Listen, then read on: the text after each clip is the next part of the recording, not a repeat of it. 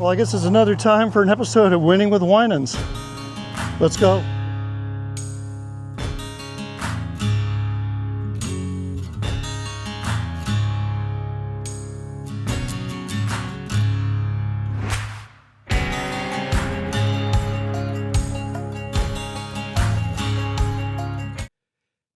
And welcome to Winning with Winans, Las Vegas' newest and coolest financial show. I'm your host, Ken Winans, and for those of you who do not know me, I've been a nationwide financial commentator for the last 25 years, but most important, I walk the talk when it comes to finances, and I founded an investment management firm back in 1992, and right now we are one of the Morningstar top-ranked managers in the world and the only top-ranked manager based in Las Vegas. So look, over the next hour, we're going to be covering a lot of important topics, and we're going to have some interesting guests come on and literally look at all the downright crazy things that are going on in the world right now. I am a news junkie. I actually do still like to go through newspapers.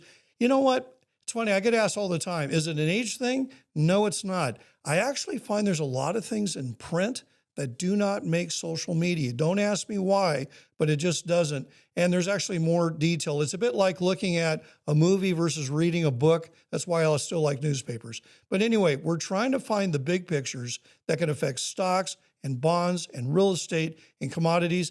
And you know, there's a lot of news right now about cryptocurrencies that even though you might not do it, but you still need to pay attention to it.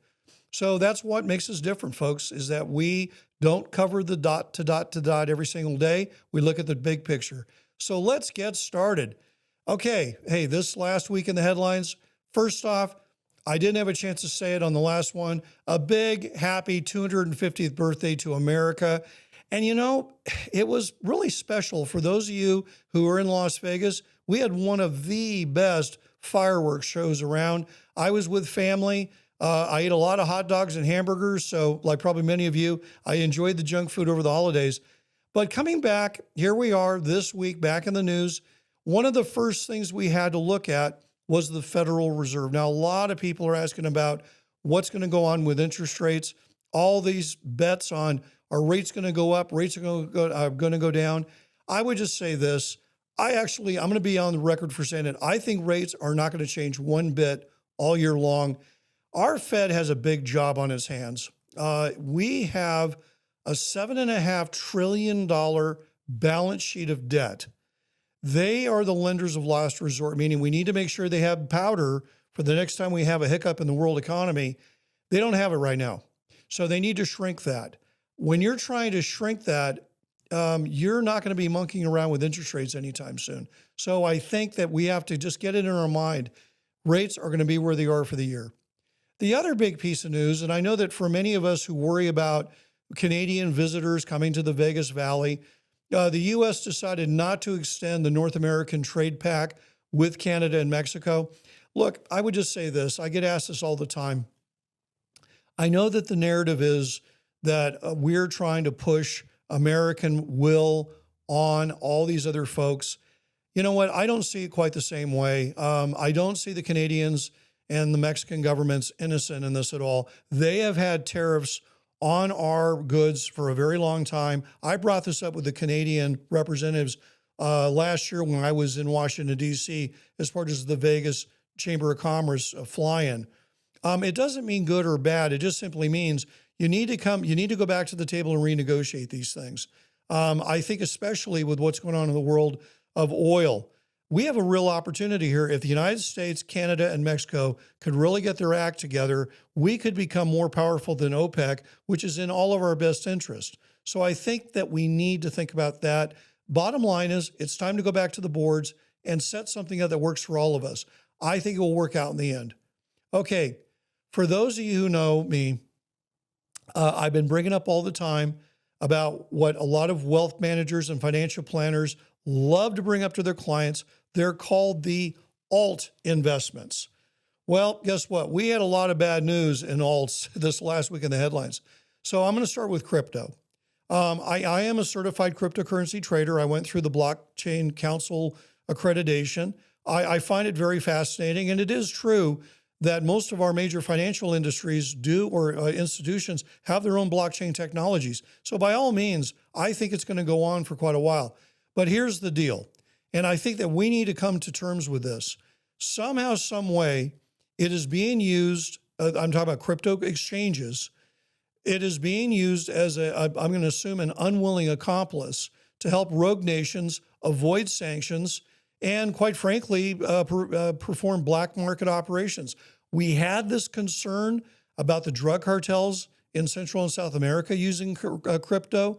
We had concerns about the Russians doing this. Well, now it's spreading over into how are Chinese buying Iranian oil? Again, we need to answer these before we make this mainstream in the United States. I think it's wise that the Congress slow up and get answers to this. Okay, the other big piece of news, and this has been huge because there's been certain groups really trying to push this. It's called private equity, or PE. Well, big article in the Wall Street Journal that these private equity, now what is private equity? Real quick. These are private companies. And so the idea is the way that you make your money in these portfolios is that you have to one day sell these companies to a bigger company or to a publicly traded company like that has stock. Well, big article in the Wall Street Journal said that there's a 9-year backlog within these private equity funds to clear out their inventory of private companies. I think it has a lot to do with the fact that interest rates are higher than they were in 2022. But the simple fact of the matter is you're going to have to look at having these companies on the books for a lot longer, and you're not going to get your big paydays. So we need to think about that. Okay, last but not least, one of my favorite topics, ESG investing, which stands for environmental, socially responsible, and governance investing. Now, look, this is the way I look at this. If you're an investor, people like me work for you. Okay, it's our job to take our marching orders from you. But if you tie your managers up to such a point that you've limited so many big industries and companies to them, or put such restrictions that are almost nearly impossible to try to see what's going on, you might not be real happy with the results. Well, anyway, big report out in the Wall Street Journal, actually this week, that a lot of these ESG funds have lost their glamour with investors. Money's been pulled out, and that they're just going their happy way. The bottom line is this: in all three of these camps, there's been an effort to try to push mandating this into 401ks, meaning the retirement plans of individuals. I don't agree with that, folks. I think 401ks should be for conventional investments that everybody understands and just stay within the path of normal. It's fine if you're a wealthy investor and you want to go into these other areas on your own, that's fine. But I don't think that employee 401k plans is that a good place for it. So the other pieces of news interesting. SpaceX joins the NASDAQ 100. What funny part of it? Stock went down. Everybody was betting on it was going to take off and blast off, excuse the pun. Didn't happen. My experience with hot IPOs, and I brought this up on other shows, is that I've seen many, many times what exactly has happened here. Stocks shot up the first couple of days, then pulled back. Look, I'm a big fan of SpaceX. I think it is going to be a dominant player and continue to be a dominant player in our economy. But the reality of it is right now, I don't think it's going to play that big of a role in making, it's not going to go from here to 1,000 overnight. It's just not going to happen, folks. And I think that's healthy for the stock market. We don't want things just taking off. On the other end, the Russell 2000, which is the small cap index, I keep getting asked all the time, is the stock market healthy? Here's a good example of it. Small companies, okay? 6 months, best return since 1991. That is huge. I think that is so important for us to remember as we go forward. Okay, a couple other quick things to bring up. I'm always amazed we forget about America's 250. Go back and remember this as we look at going forward, that when the people who signed that Declaration of Independence, most of them were very wealthy individuals. Most of them not only were going to lose their wealth if they didn't win the American Revolution, they were going to probably lose their lives and their families would be wrecked forever. This was also in the era where there were debtors' prisons, meaning if you had too much debt, you went to jail. We don't have that anymore. But the matter it is that I do think we should take a moment to remember how special this country is. We went from 1776 to almost less than 100 years later, having the biggest economy in the world. We passed up Great Britain. That's a big deal. And I think we should always try to remember those things as we go forward. So listen, we're going to take a very quick break to hear from our sponsors, and then we'll be back with our guests to have a fantastic talk about what's going on with entertainment in Las Vegas. This is Ken Winans with Winning with Winans. We'll be right back.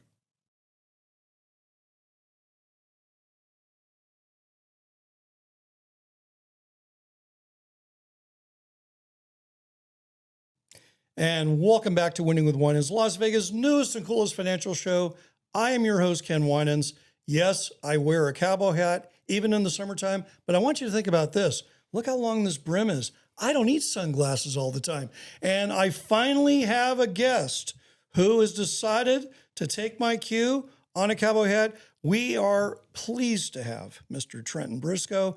This guy knows entertainment. We're going to talk a lot about it. Trenton, my amigo, welcome to Winning with Winans. Thank you, sir. I love that hat, buddy. I do too, man. Yeah, I picked it up when I was in Texas. So yeah. Oh, it's a Texan one. Yeah. Okay, yeah. all right. Actually, this is interesting. Not to get too geeky here. Usually Texans, they go out a little wide and they got the little wings. That's actually more of the Western style, but it's okay. Looks good on you, pal. Hopefully it passed the test. You know big time. Passed the test, of course.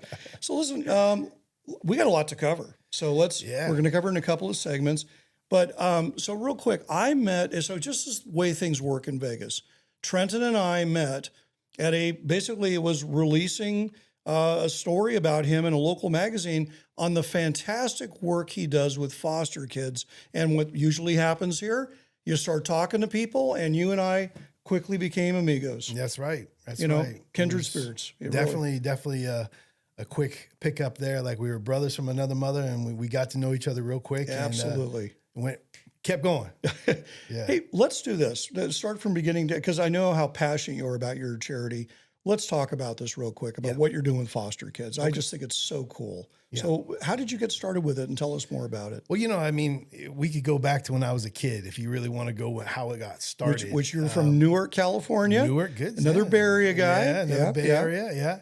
When I was a kid, I worked at an after-school program, and I said I was going to build this land for kids one day. It was going to be a therapeutic land for children. I had no idea what it was about. I didn't know foster children. I didn't know troubled kids, but I knew I wanted to do this. And the only thing I was good at was playing football, and I was good at acting. So I said, well, I'm going to do one or the other. And I always got injured in the other one. So I went ahead, moved to Los Angeles, and I started acting. I was doing really well. And I figured that was my ticket. That was going to be where I was going to make the money to build this land one day. And unfortunately, we won't get into all the details of Los Angeles, but obviously I'm not I can only guess. It was a hell of a ride. It put me down a gauntlet of the devil's work, but also I learned a lot along the way.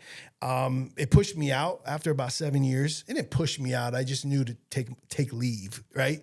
Got out of there. When I got out of there, I started working with kids again, more straightforward with kids. And I realized then the foster kids kept coming to me. I had a kid that came up to me at the teen center of the YMCA in Indiana that I was staying out there for a while, and he wanted me to foster him. And I was like, I don't do that, man. I'm a single guy, man. I'm not fostering kids. Then eventually I moved back to Las Vegas, where my family came here from Newark. They moved here. And I started working with troubled kids. A lot of them were foster kids. Yes. And I thought, wow, how did I get this job? They keep coming to me, And during that time, about 3 years in, I was doing really well with all these foster kids. They opened up a division in that company for foster care. And they said, hey, you want to foster? And I was like, I'm a single guy. I can't foster. They're, yeah, you can. I was like, oh, okay. Well, I got a 6-bedroom house. Let's do it. Bam. Before you know it, I had 6 kids in my house. No way. Teenage boys is what I was really good at. Did the house Teenage survive? Boys. They all survived. It was me that almost didn't survive. During that time, I kept doing it. I did it for 7 straight years. I had 43 kids at that time come through my house. That is awesome. And I'll tell you what, I just got chills just saying it out loud, even though I've done it so many times. But man, there's nothing like it. I can't explain it to anybody until you live it. One of the ways I like to explain it is, have you ever watched your kid that you have kids, right? No, you don't have kids. Never. That's right. I have a big family with a lot of nieces and nephews. Nieces and nephews. You watch them hit that home run, right? Or you watch them get an A, or you watch them do something spectacular. It makes you feel good because they're your blood, right? But man, When you have a kid who's not yours, who's been through hell and back, and you know it, you see it on paper, their trauma that they go through, and you're guiding them to hit that home run, and they do it in front of you, ooh, it feels like a drug that you just want over and over and over again. And It's so cool. I try to push that on people. I try to help them feel that, because you're not just helping these kids, you're helping yourself. You're helping yourself be. It's like somebody say, "Hey, go get a dog because you need to understand love." Well, I'm gonna say, get kids, love them, and you get love in return. They will be there more for you than your own children. Because Trent, I'll tell you something I've noticed, and an epiphany hit me as hearing you talk. yeah, A big difference between our fun state that you and I both adamantly adopted as home and our former state. When I go to charity events in California, they just write checks. Here's a check. I don't want to be bothered. People here walk the talk. They actually do volunteer. They do, whether it's through their churches or nonprofits, they know they have to give their time. And I think part of it is because we are a relatively small state. Right. We don't have enough people to just pass the buck. right. So, as they say, God bless you, sir. I mean, that's appreciate some that, good yeah. stuff. I'll tell you a quick story on Foster's. Just happened to me recently. So I was back in Chicago at a Morningstar conference, and I did a little bit of speaking, and I did a commercial there.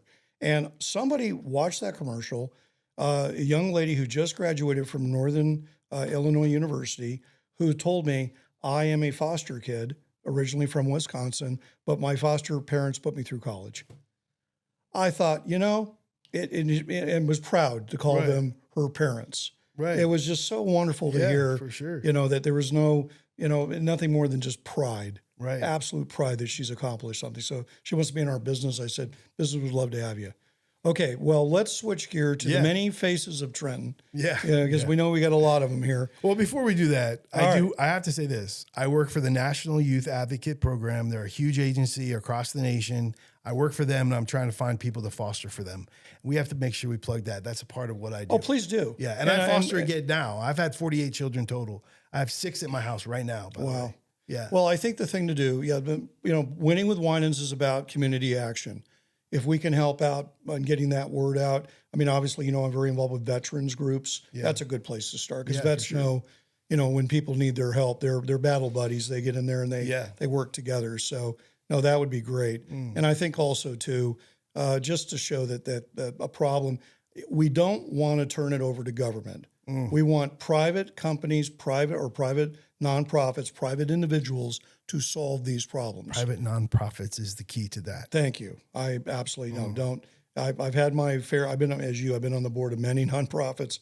Like same thing. Too much time and money wasted on things. Right. But again, the fact that we have so many really capable churches here.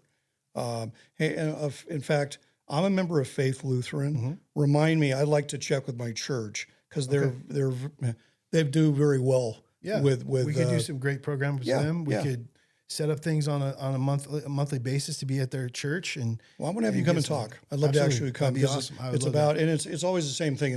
It's not about promoting Lutheranism. It's about, as we say, it's getting to know Jesus. Yeah. So I'd love to have you come. Have you seen the movie Sound of Hope? No. Sound of Hope is a true story about a church who decides, the pastor decides to take in a child, and it turns into, he promotes it to all his church, and they take all the kids. And it's a true story in Texas. I'm actually going to do a showing of that movie on the 20th of July and invite anybody for free. Okay. I'm paying for it. So to get people Where's it going to be played? It's going to be at the Beverly Theater. Cool. Yep. Okay. Yep. Well, I'll pass it on. I was just told that I'm now the veteran coordinator at my church. So I guess I'm in the list now. Awesome. Awesome. All right. Now listen, we're going to take a very quick break before we get into the meat of Trenton's other great work. And Trenton, we'll be right back, okay? Sounds you good. Reposition that hat if you want to. Yeah. Relax. But everybody, we'll be right back. All right.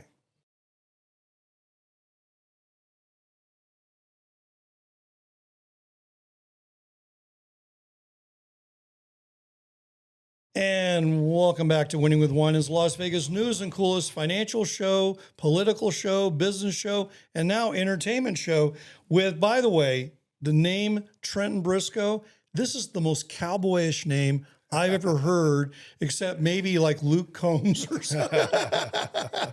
Anyway, my friend Trenton, thanks for coming on the show today, buddy. Thank you. Now, let's jump into the meat of your, we covered your heart tugs. Right. But now let's talk about what finances those heart tugs, which is your career. Yeah. So your resume is so darned impressive. I mean, you basically been in entertainment since 15. Right. Okay. You build a career, actor, screenwriter, director, award winner, and I'm going to also put creative artist because you've come up with conceptually how to make these things work. Your credits are film and projects, your production company, Briscoe Town. We want to talk about that. So let's jump into, you and I've talked many times about how Vegas is changing. Yeah. Now, we know that it's been an entertainment capital on the shows side and now the sports side. Do you think it's going to become an entertainment capital from your perspective on your side? Oh, absolutely. Absolutely. But I also believe that the entertainment world, it doesn't need Hollywood anymore. It just needs land. It needs places, and it can go anywhere. But because there's so much entertainment here already, why not? The bling bling of Las Vegas, there's going to be a lot more shows happening here. But it can happen anywhere, and that's truly what I believe. But I know the people here are awesome. They're good people. That's why I put together my monthly film mixer, because I want to bring them together. They need to know that we're all here, and we can make things happen as a team. So well, and not only that they're here, but high caliber people are here. They're top in their field people are here. What's funny is so many people that lived in LA live here now and have been acting like they live in LA because it's a hop, skip, and a jump, man. Heck, I still got my LA phone number. I've had it for 19 years. No, you got to get rid of that. Come on. I do, but you know what? It's on everything. At this point, who cares? First thing I did when I moved here, man, 702. Yeah. I had to. When I moved here, I needed the LA guys to still think I lived there because they treated you back then like, well, you don't live here, so you can't be a part of this. And I had to play the game. But now, I mean, you could be anywhere. So I don't even need to change it because you can be anywhere. Yeah. So it's so true. Yeah. Now we talked before, there have been a lot of things. I mean, and it's entered the political fray because when I was at legislative session, there was all the talk about the Summerlin studio that ultimately didn't come to fruition. Right. But now we're talking about other things strategically that could come in. And I know that, those marvelous two letters, AI, that means you can be anywhere now. Yeah. I mean, I'm sorry, but if you go down that slippery slope, and you dive into AI and you dabble in it a little bit, you might realize how easy it is to make films on your own. And once you give that power to someone who knows what they're doing with it, watch out. Well, same with podcasts. Yeah, did you ever imagine that YouTube would be the powerhouse it is on things? And here's what's funny is that almost everybody who has a conventional media outlet, with radio, or anybody, I'm looking at all these guys that have these shows on various the conventional channels. What do they all have? Podcast. Right. Every one of them have a podcast, and they're pretty good. Yeah. They don't have to throw a lot of money at them, and they get a nice conversation going. Yep. So Vegas, obviously you've got a lot of projects going on in Vegas right now. What are some of the things you're working on? Well, like I said, I started dabbling in AI, and I was able to. I guess I can say it out loud in front of everybody.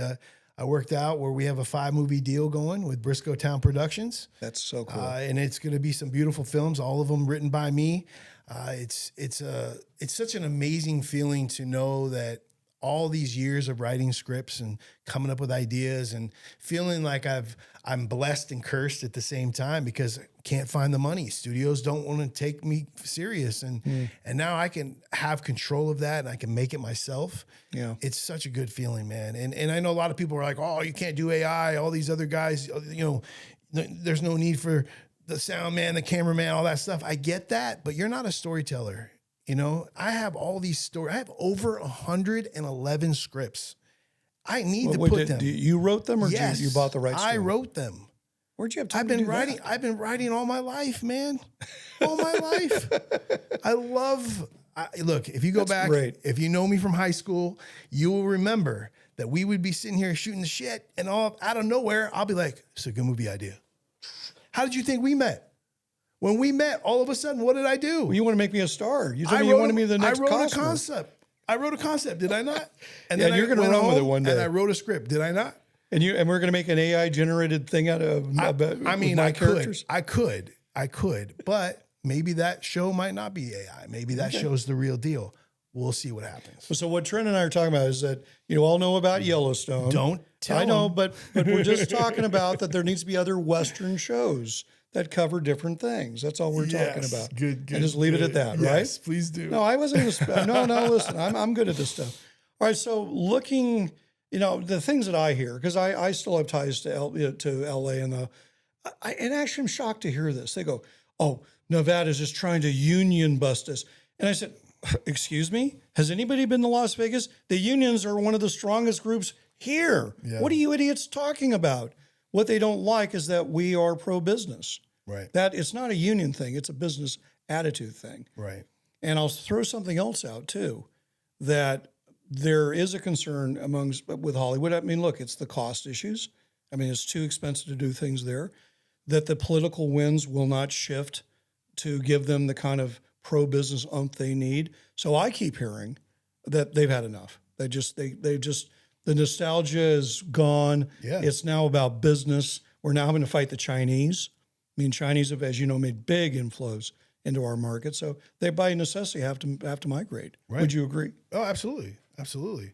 LA is, look, and also every film in LA has been seen. Now we need new places anyway. I mean, they've been filming elsewhere for the longest time. And they need some new faces, to be perfectly frank. I Yeah. mean, come on. I mean, there's a handful of people who really do have that marathon star power. Right. But they're truly gifted at what they do. But look, that's a few and far between. And it sucks for the people that aren't doing I've been in the business a long time, and I'm a decent actor. I'm not just saying that. I truly am a decent actor, but I can never break through because it's only these guys they use. It's not that easy, and now it's easier.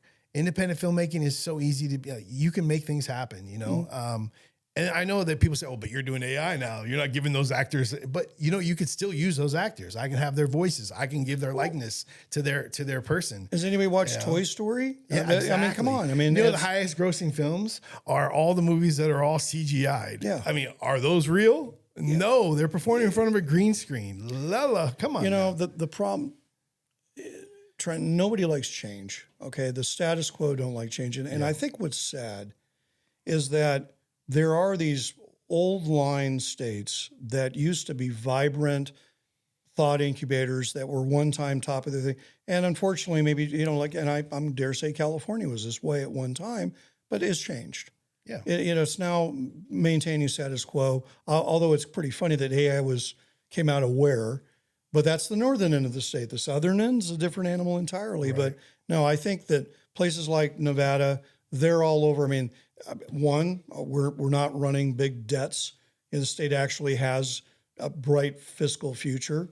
They're willing to take chances with whether it's sports, movies, podcasts. I mean, they're willing to take chances with people, and they don't get in your way. When Yellowstone came out, they put Montana on the map. Yeah, remember? All these people wanted to move to Montana all of a sudden. Wow, what do you think is going to happen when we get done with our entertainment stuff? Yeah. Well, but the big difference is that, go to Montana in the wintertime, which I have been. Yeah. It is colder than you know what. Yeah. We don't have that problem in our states. Right. But going back to what you were just saying, I had a friend that was in the film. He was filmed when it went digital. Mm-hmm. And I remember him fighting that, telling me, don't do it. Don't do that digital stuff. It's not real. That's not. Guess where he's at now? He's not making anything anymore. Yeah. You got to get with the times. And AI is just a tool. It's not going to kill the industry. It's just going to lighten the load a little bit. It's going to make people have more say and more talent's going to start popping up. Watch. Well, okay. I'll add, and again, as somebody who enjoys film, enjoys entertainment, I'm tired of the same storylines over and over and over and over again. And sadly, the old ones, the originals, are more fun to watch than the new ones. Yeah. If AI will allow creativity to reemerge in the filmmaking process, bring it on, man, because we need some new ideas. Well, I think I really need them. AI is changing to where anything is possible. Even though, yes, things are possible in any film, but that comes with a bigger price, right? Now I can make anything possible, and it only costs me this much money. And it's, so you can make a $300 million film in AI for nothing compared. And that's why I can't see how studios are going to be like, well, but wait a minute, we just did this and it made this much money. At the end of the day, who's making it? The money, right? The money makes the films. And those guys that are putting that money in aren't there to feel good about the film. They want to see their pockets lined, right? So they're going to start pulling out. They're going to start putting it into AI. Yeah. Because they know they're going to get their money back and then some. Well, it's always been that only a fool invests in a film. Yeah. I mean, always the actors are always told, if you want to keep your money, never invest in your own movie. Yeah. Okay, hey, listen, I got to ask you this is going to sound like a stupid question. Okay, I watched the credits. Okay. Yeah. You got the executive producer and the senior executive producer and the associate producer. Who the hell are all these people? Yeah. I still can't figure that out either. Okay, I'm not the only idiot out there who can't say what do they all do? When they're that ginormous, there's so many of them. I will say, well, no, that's independent. I don't know. On the big films, I have no idea. I mean, you've got credits that are almost the length of the movie, and you're going, who the heck are these people? Sometimes people with money just like to be involved and put their name on for credits too. You know that? Okay, maybe they should write a book or something. It lasts longer. Yeah, right? Yeah. No, how about when you start looking at the behind the scenes talent, which is often overlooked? Yeah. Do you see a place for the writers? Do you see a place for with AI? With AI. Well, I will say this: writers, storytellers, directors, producers that see it from a director's and a storyteller standpoint, they all have a seat at the table. Because you got to know how to prompt, you got to know how to talk to AI, and you got to know how to talk to your AI artists, who are the ones that know how to do that even better. Okay. And unfortunately, the other guys aren't needed. You're not going to need a lot of that stuff. But as long as you have the right team for it, that can like an independent filmmaker that does everything on a set is perfect for AI because it can speak to it. Like an independent guy who's been with independent films, doesn't have the budget for all this. Right, right. Hey, Trenton, we're going to take a very quick break, and then I want to come back on this topic. We'll be right back to Winning with Winans with Trenton Briscoe as we talk about the future of everything in entertainment.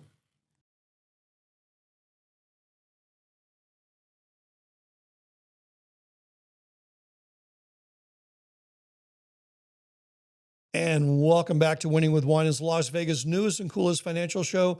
I am your financial pro with the cowboy hat. And look, I do get asked a lot, if this is not for show. My family's from the West. I grew up as a country boy. I ride horses. I have a hunting license. That's all true. But I'm also one of Wall Street's top money managers. So anyway, it's a fun mix of the jacket and the hat. Okay, listen, this segment's going to be fun. Oh, and by the way, I hope you enjoyed the last segment with Trenton. Interesting guy. I mean, we keep talking about all these new industries that are coming to Las Vegas, and even though we didn't get the Summerlin, studio, there's still a lot of things happening here. Okay, look, I know that many people stress out as we get near elections. I think we've got to have a little fun with this thing. Okay, so all over the press, all over the weekend, everybody is going crazy, especially on the left side, about Donald Trump making in his investments last year $2.2 billion. Well, first off, it's quite impressive. It's all disclosed. You can read all about it. I mean, first off, President Trump's going to pay a lot of money in tax. But it was interesting to look at his portfolio and see what's going on. But what was interesting is that a lot of the Democrats, now granted, hey, it's politics. People like to fire back and forth. But I love that they were just so outraged by the money that he's made. Look, I'm a Republican, so I'm just going to throw it out there. This is a bit like the pot calling the kettle black. Folks, let me read you a list of the 10 wealthiest presidents, okay? And I want us to keep this in mind.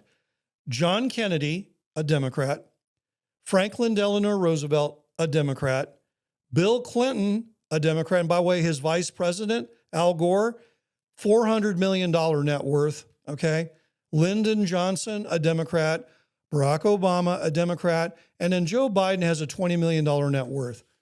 Look, If there is a problem and somebody has made money illegally, let's have an investigation. And I'm not against throwing politicians in jail, but it's ridiculous that we get overly upset about somebody having success. Folks, that's America. We want people to be success. By the way, while we're on it, I wrote a Forbes article, talked about, and many of you might not know this, but if you want to talk about modern two-term presidents, of how the stock market, how well it did, well, Bill Clinton has top honors. I mean, I do remember back in 1992 when he was elected, I had some very conservative Republican clients say they wanted to get out of stocks, that the world was going to blow up, that he's going to ruin everything. Well, the market went into the 1990s and took off. And so, again, it's good to remember that we have bull markets under all parties and presidents. But what's interesting is I did a little calculation about, so Donald Trump's first term, he was up about 81%. And then obviously we had good markets under Barack Obama, Ronald Reagan. The only one that was a complete dud for those of us who sadly remember it was George W. Bush. Just, for whatever reason was horrible. But anyway, but it's fun to look at because these are all very competitive people. What would it take for Donald Trump to pass up Bill Clinton? Well, I did the math. So the Dow would have to be at almost 81,000 by the end of 2028, and the S&P 500 has to be above 11,000. That's to pass up Bill Clinton. Now, to be number two against Reagan and Obama, by the way, were almost identical in stock market performance. The S&P has to be at 9291, and the Dow has to be at 67,274. That's from here on out. It has to average out about 14%. I think that we live in Las Vegas. We like to look at odds. That's pretty strong that he can do that. We'll see what happens. But hey, I want records to be set. I'm a stock investor. I want to see the market go up. Everybody else should too. Okay, I want to talk about my other article that just came out. And it's, you know what? I'm not a doom and gloomer. Many of you know me. You know that I'm a historian. Sorry about that. I had to lay my papers down. But you know what? We have to remember that where we are right now, we're on the fourth year of a pretty powerful bull market. And at some point, you have bear markets show up. And so I wrote my last Forbes article called Financial Storms. And I wrote it because I wanted people to start thinking about, while the markets are hitting record highs, all of us should be thinking about what's next. So here's the thing. There are certain things in the past that, and by the way, it was interesting. You'll see it in the article. I went back to 1900 and I looked at the things that always set markets off. So no surprise, over leverage, borrowing too much, and illiquidity, meaning the inability to sell, kind of like what's going on right now with private equity. You can't get out. That bursts bubbles, whether it's real estate, stocks, you name it, they've all been guilty of it. Also, Wall Street has always liked to invent stuff, okay? So a lot of these new inventions, they don't work. They blow up. I mean, stock index futures in 1987 was a big cause of the crash back then. Investors responding negatively to government regulations and policies and overregulation, all that good stuff. Military conflicts, that's obviously been a big part of the volatility this year. And then also just themes. We talked about ESG earlier in this thing. There's always these new themes. Wall Street keeps coming up with it to sell new products and whether or not they work or they don't work. Folks, the simple fact of the matter is we have several things coming up that I think we all have to watch very closely. Now, my job is to look ahead. It's almost like, you're driving in the fog and you got to keep your eye on the road to see what's going on. I brought it up before, and I just think it's important. We live in a state that is very well run financially by both Democrats and Republicans. A lot of states aren't, and I'm going to bring up what I will call blue states, and the ones that are fiscally reckless. The big three are California, Illinois, and New York. You have people leaving those states, taxpayers leaving those states. They're still spending money like drunken sailors on leave. They think that it's just going to keep going forever. But I think that we can start to see some real problems in these states. School districts, revenue bonds, smaller municipalities, that you could start seeing municipal bonds that are largely viewed as, never go down, never lose value. Well, guess what? That could be a trigger for the next big sell-off. The other thing I talked about, sorry, I have to look at my notes here. I was in a flurry writing it. We talked about the Federal Reserve contracting its balance sheet. Hey, a lot of people don't know this about the 1930s depression. It wasn't the crash of the stock market. It was the contraction of money all through the 1930s that really did cause the Great Depression. We're not going to, I'm not, by no means, I don't think it's going to be a replay. But we do have to be aware that when the Federal Reserve takes away the punch bowl, which is what they're doing now, and they did starting in 2022, that means that there's the easy money, the day of zero interest rates, all that's over. We're going to go back to a normal thing. So let's hope the Fed's good at contracting its balance sheet. Okay, something that I'm real big on, this 24/7 days a week trading of crypto and tokens now that are basically tokens of stocks, these prediction markets. I think they're going to move into the stock betting pretty soon. For those of you who remember, we had these little micro flash crashes in 2010, 2011. I remember one point in time, Procter & Gamble lost like 90% of its value in 30 seconds, and it came back. When you have 24/7 trading and no circuit breakers like you have on an exchange, I think that's a problem. That's exactly what went wrong in 1987 when we had the stock market lose 28% of its value in about 30 seconds. So that's a problem. Look, white elephant in the room, all this AI stuff. To me, I've been around a long time. This reminds me identical to what happened with the dot-com era. Look, 21st century technology is important to all of us. But the reality of it is not every single tech stock's a good investment. And many of these, when we finally have a washout on these things, a lot of them are not going to survive. Another big area that I'm concerned with, the idea that there's more ETF products out there now than actual stocks in the stock exchange, that is a problem, my friends. That means that a lot of these ETFs, when people think, oh, I've got 20 ETFs in my portfolio, I'm diversified. Well, guess what? Those 20 ETFs probably own a lot of the same stocks.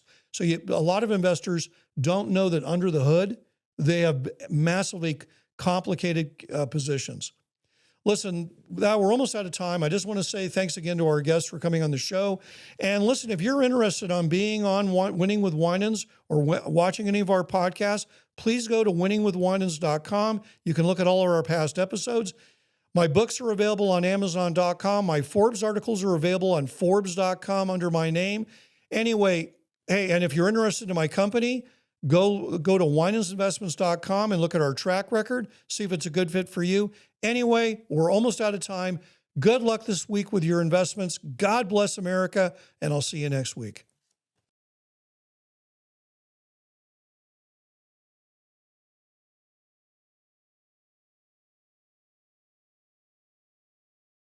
Welcome back to Winning with Winans, Las Vegas news and coolest financial show. And this is the podcast bonus section. So for those of you who have moved into the 21st century and listen to podcasts, you're going to like this part. So Trent, nothing too crazy here, but we do have some questions from audience members and people just want to know other things.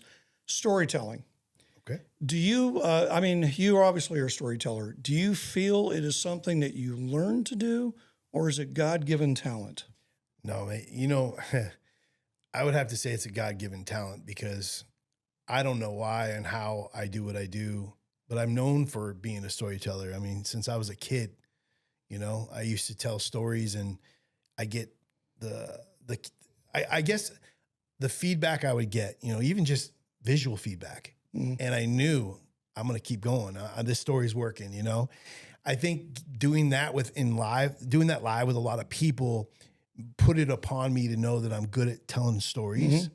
So it empowered me to know what they're thinking while I'm writing it. You see what I'm saying? Yeah. You can picture it. Yeah. I don't know. I still believe it's just something blessed. I'm blessed with it. You know what? It's the same with my books. The same thing. People say, can you be a book writer?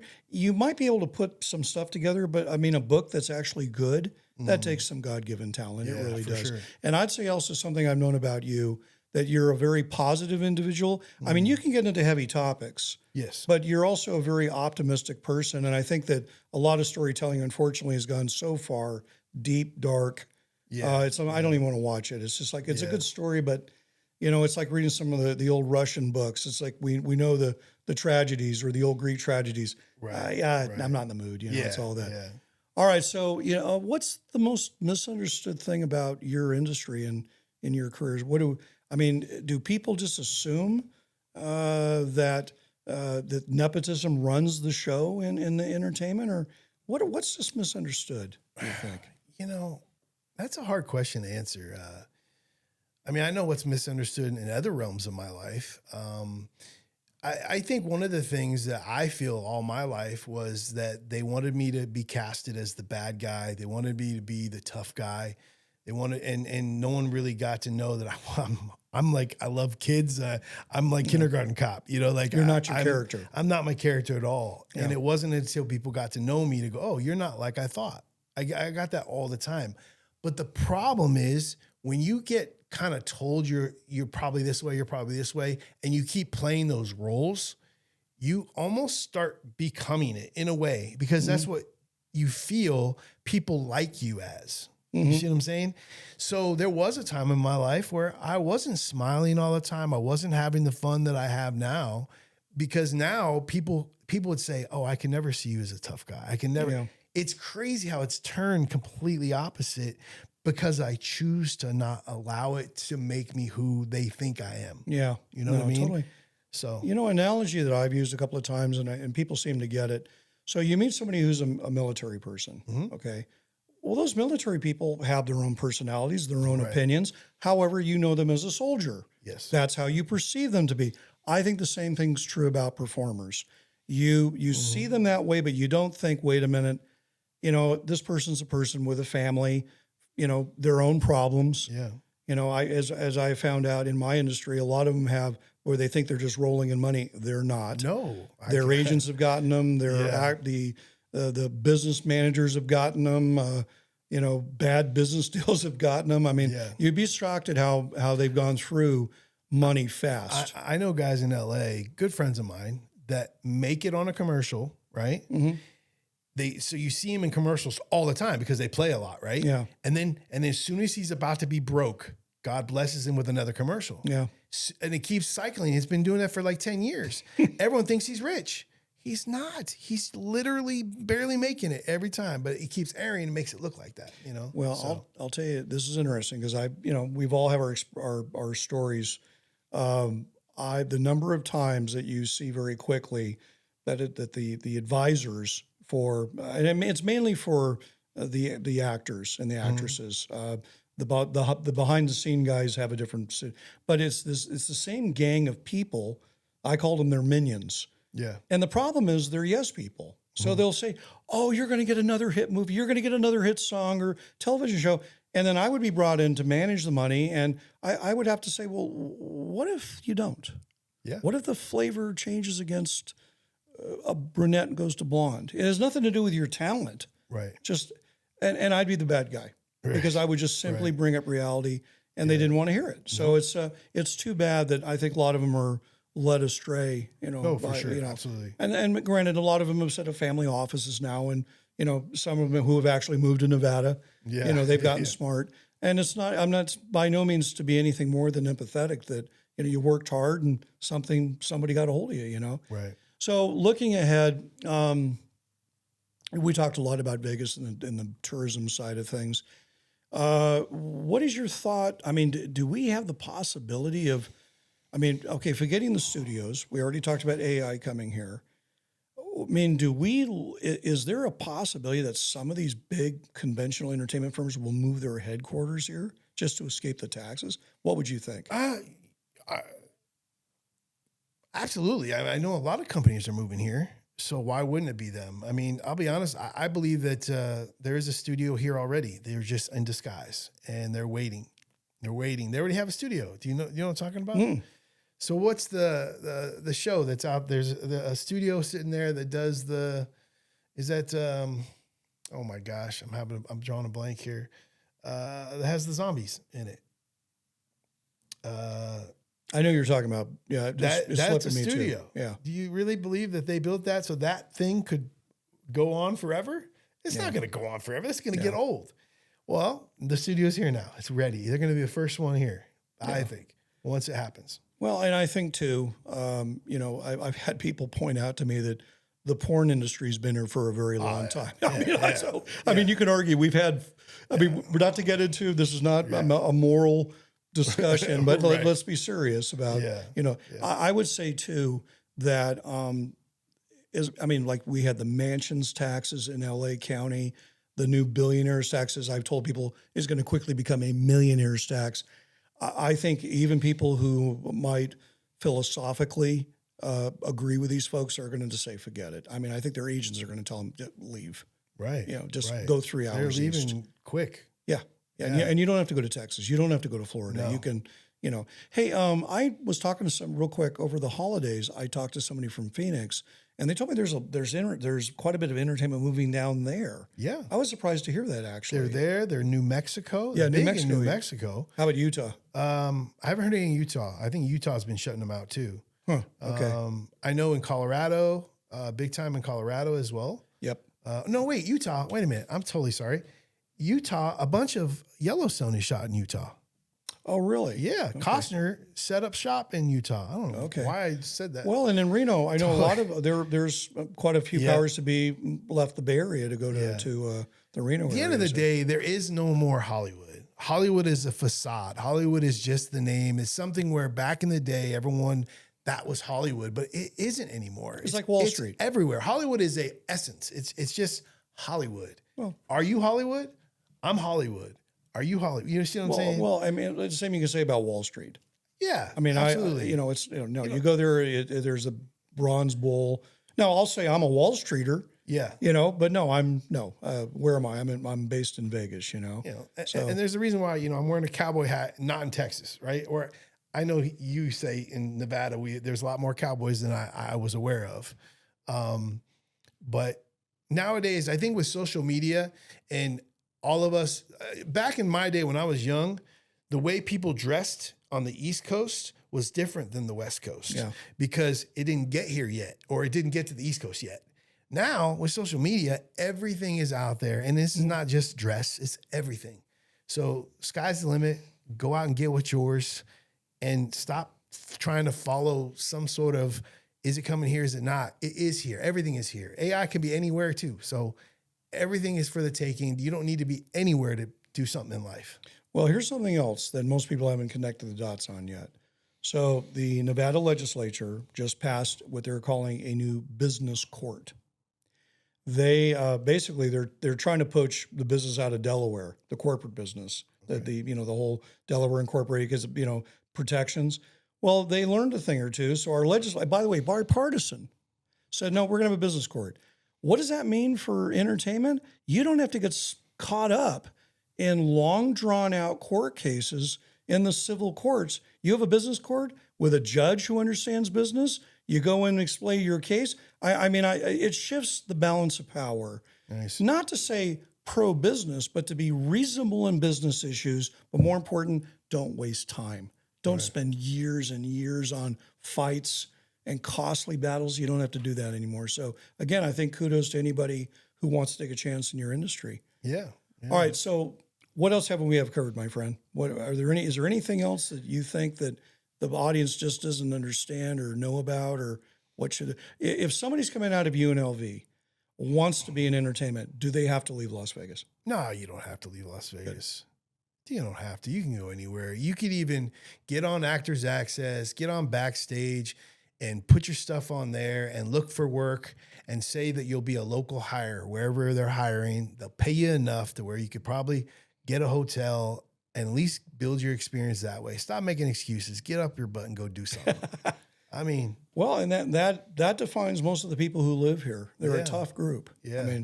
I look at those kids coming out of UNLV. Many of them are first-time members of their family. A lot of them are veterans that went back to school after they did their service to the country. Yeah. And look at what many of them do for jobs. They work 4 a.m. at the casino shift, or they do planting at midsummer, at 105-degree heat. So you wouldn't take it on. Trenton, I can't thank you enough, buddy, for your time today. And and again, God bless you for what you're doing. I know you and I share. There's a lot more important things than money. It's how money is a tool, and and you do walk the talk. So I appreciate that. No, Thank I you for really having mean me. it. So everybody, hope you enjoyed this segment. Take care. Boy, that time went fast. I hope you had as much fun as I did during this segment of Winning with Winans. Make sure and tune in next week for another round of guests and interesting topics. And if you missed this, make sure and check us out on Spotify, YouTube, or go to our website, winningwithwinans.com, where there's a lot more information for you to follow. So good luck this next week. Look forward to seeing you then. Take care.